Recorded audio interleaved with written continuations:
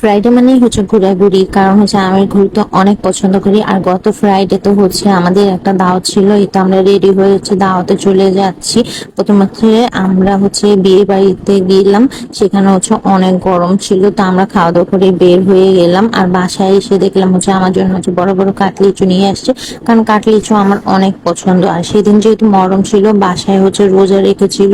আর এই তো সন্ধ্যার দিকে আমরা ইফতারি করলাম একসাথে। ইফতারি শেষ করছে, একটু রেস্ট করে আমরা চলে গেলাম লায়নে গেম বক্সে। গেম বক্স আমি এই ফার্স্ট টাইম গিয়েছিলাম।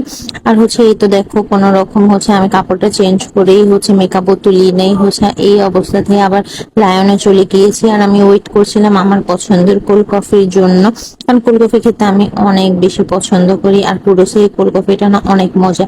আর লায়নের ফ্রাইডেতে অনেক ভিড় থাকে।